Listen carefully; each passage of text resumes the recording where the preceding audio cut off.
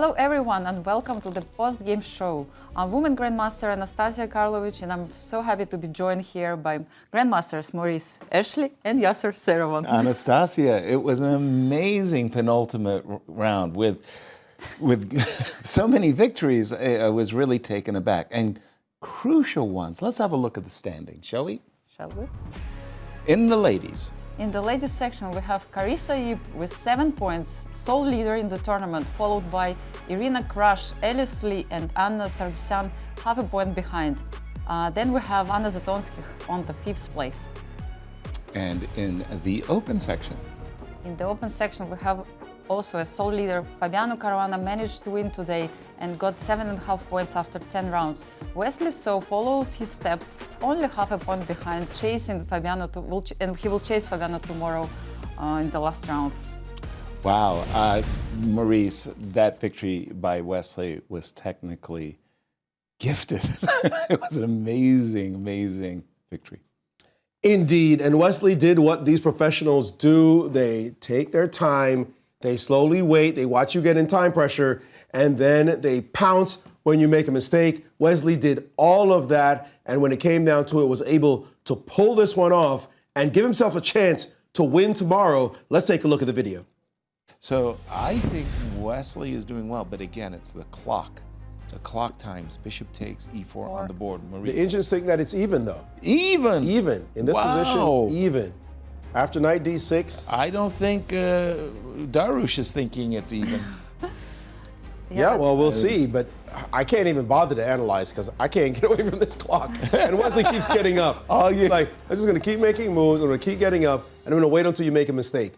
And he's just using the psychology of the clock differential to pressure his opponent into making an error, even though he feels like, yeah, the position's he may feel like the position's more or less even. That's a free move to make. Yes, he had to take on h7. By the way, don't you feel that also when your opponent has such a crazy time situation that it also puts pressure on yourself as well? Because Wesley may start making also some mistakes. He's a very practical player though. He's very strong, but still... Looking at your opponent's clock can be very, very distracting. And even though the position on the board, according to the engines, are even, I find it easier to play black as, well, we just are focused on the chess clock and the fact that Darush has a minute to play a dozen moves or so for the time control. So Wesley has a big moment right now that he could just electrify his opponent a little bit. Right? Oh, wait. Because your pawn's under attack. Looks like you should play f6 like you said. So what do I do about that move? But he could actually play the move f5 in this position. Blasting open the h. And this one you may not have anticipated, and you have to calculate. Time trouble. In time pressure. Perfect kind of move you want to play. Yes. Oh, yes. Just in your opponent's time pressure, because he has to calculate, is it the right thing to do to take here? Yes. Allow rook to g7. That pawn is dropping. My rooks look silly now on this file. Is this h-pawn going to be a liability in a moment? That's what Wesley can calculate. It's still supposed to be okay for white. How is it okay? You move the knight or what? Just yes, this and put the knight here. F4, yes. And after something like king f6 to sidestep knight g6. to sidestep this fork. Now, you know, it's like, it's still up in the air. Yeah. All right. That's one problem. The other problem is after the move f5, do you take? What do you have? Well, you can play rook takes and guard this pawn. That one's hanging now. Right. So those are two questions. So he is deep in thought, and I think Darius does recognize that this move f5 is possible. Wow. And he needs to have a response to it ready before it lands on the board. And Wesley's just checking, should I play one or the other? Wesley said, let me check you first. Yes. Oh, so you don't even get the rook. No, okay. Darush says, if you're not even going to give me your rook. But what a fight it was. I think Darius really tried his best in this game to hold the position, but with lack of time, he of course made some small mistakes, which led to this result. Anastasiya, of all the decisive games that took place today, none other was as dramatic and as important as Carissa's win in the ladies. You're absolutely right, Yasser. Nazi decided to complicate the position by playing move e5, but Carissa was so prepared to these lines. She calculated everything, she found all the best moves and managed to convert this advantage to the victory, to the full point, and now she's leading in the tournament. I think it's a good idea to have a look and check this game. She said, I'll take it. I'll make Yasser proud and grab that pawn on a7. I'll just grab it. What are you gonna do? It's a free pawn. I'm up a pawn. You don't have any real play. I'm just gonna, and then queen back To d7. She can easily Bring it I back. was trying to win another pawn, but it doesn't work. Uh-oh. Actually, it does work. It does work. It does work. Oh no, she could take, And And take with your take. rook. And if you take this one, Check. we gain a tempo. Nice. Oh my goodness, is that real?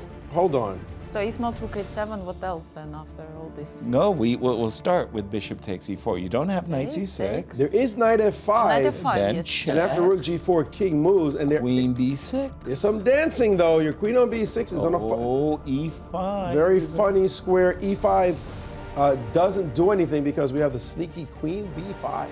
Although I'm wondering, I say doesn't do anything. How does this knight get out? Well, there's d5 is hanging. Oh, this is crazy. 2 pawns and the attack. This one here is crazy because Carissa, if she wins this game, she's just running so fast forward that nobody might catch her. But Nazi made it a fight for a while until she played the move g4, that unusual move that gave up a pawn. Carissa didn't punish her for it, but it came her second chance later with this move, queen to d4 check, knight takes a7, and they've actually gone fast and furious ahead. I don't even understand why. There's so much time left on the clock that they're playing this quickly. And Right. She missed the opportunity. she missed the opportunity to take the second pawn, and she just She goes played back. very quickly for no reason. She had a lot of time, but she played knight b5, and now knight c6 on the board. She's up a pawn, but black does have some hope for compensation. Does Nazi Paikitsi. This one is a barn burner, as the one is a former champ, 2-time former champ, plays a 3-time and current champ. What a game this one is turning out to be. No, you just should never have given up that pawn in the middle of the board. And there it is, the knight move that she had hoped would be the move on the board, but we know how to refute this one. Rook takes e5. No. All day. This is Oh no! knight takes. I saw that you showed that before. And she's Yes. looking for Carissa. She already looked at that move. And she's reaching for the knight. Will on she or won't b5. she take on d4 with the knight? Let's see the board. Yeah, she's about to play knight. She's reaching for the knight. Of course. Yeah. Bam! It And- looks like it's oh, over. now I cannot it's- That's a believe it. crush beyond crush. Sometimes you just keep playing in order to process what just happened and just Exactly. kind of prepare yourself to what is coming. Right. So Right. it's very normal that And, you understand there that you you are go. lost, but you. Our yeah. congratulations to our defending champion. It was sheer willpower, I would say, that got our defending champion Fabiano across the finish line. For 5 hours, the game had been in balance, and Mishra defended admirably, but at the very, very end, he cracked. Take a look at the video. Fabi has not played the most incisive moves, and the kid, despite having thrown away his advantage, is defending very well here, actually. And okay, Fabi still has the advantage and a lot to play for. He doesn't want to put his bishop on c4. The kid might sack the exchange so he can kill that bishop as soon as it lands there. I'm not going to claim that it's the best way to play, but I'm curious. If I play rook ac7, bishop to c4, yeah, the engine's like, no, You got to kill that. no, don't sack. Don't sack. Don't. It's happy to play against you for some reason in this position. Oh, e5 already trading queens. Okay, so it's not at the moment to do that, but there's no need for Fabi to do that right now. It's massage time. Rook on a1 On to queen f1. f1. Yeah, get everybody where you need it and slow but surely build. And so in this game, somehow it looked as though Abi was going to be worse, but then Fabi made a slip and allowed his opponent to come back. And it was this critical moment after knight to c4 that knight d4 landed on the board. A fantastic move. You can't capture twice without allowing monster bishops on the diagonals, a rook on the c line.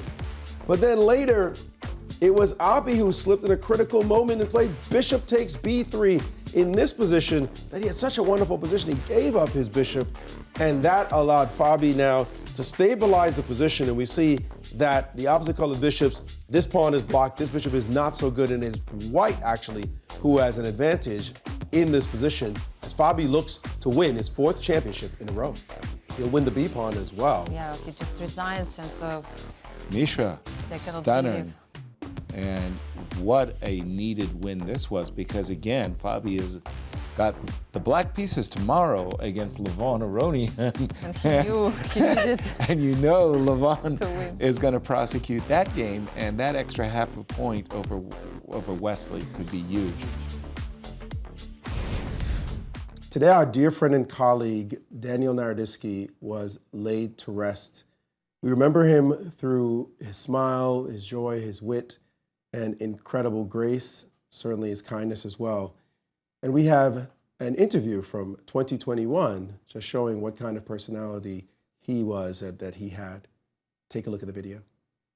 Recognizing. And Fabiano Caruana has resigned. Wow. Wow, what a victory for Danya. What a loss. What a loss for As Fabi. Fabi was skirting with losses before, and finally it has occurred, and he lost with white as Well, well. one player that just played potentially the game of his career, that is the man of the hour, Danya Naroditsky, who is with Maurice.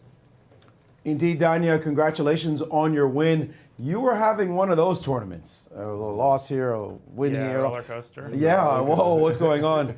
It must feel really satisfying to beat somebody of this caliber. Yeah, it hasn't settled in. I can't believe it.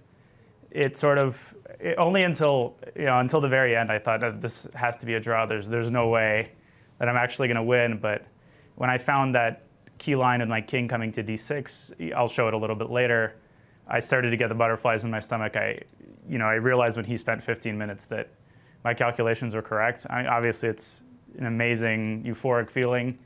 The last couple of days were really rough, but my resolution this tournament was to keep grinding, to play every game with passion and with heart, and it paid off this time. Is this the highest rated player you've ever defeated? No, I beat Magnus 5 or 6 times. Yeah, just kidding. Yeah, it is. I've only beaten one player over 2,700 before this tournament, so now I beat Jeffrey and Fabi.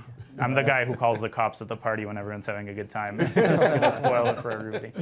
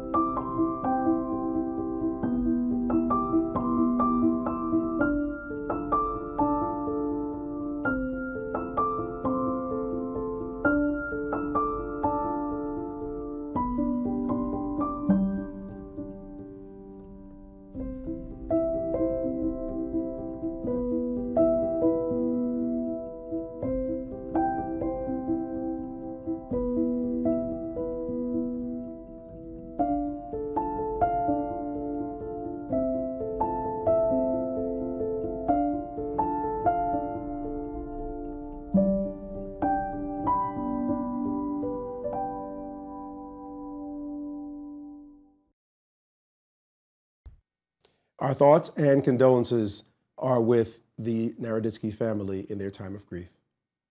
Absolutely, Maurice. Anastasia, if you don't mind, tell us about the pairings for tomorrow's championship round. Let's start with the ladies. Good point, Yasser. We have to check the pairings because tomorrow it's going to be a very, very fighting round because Alice Lee will play against Anna Sargsyan, will try to chase Carissa Ip, who is on the first place right now, and will play against Talia Cervantes. Anna Zatonsky, who will play against Irina Krush, who also has some chances to catch up with the leaders in case if she wins. Same for Anna. Crazy round in store. And how about in the open section, the pairings there? In the open section, we have Levon Aronian playing against the leader of the tournament, Fabiano Caruana. Wesley still has chances to catch Fabiano, and he will play against his second, Grigory Oparin. in the last round. My goodness, what a day it was, this penultimate round. Really exciting. Tomorrow is the championship round. Be sure to join us. Tell everybody where you're hanging out. And in the meanwhile, good night from St. Louis. Good night.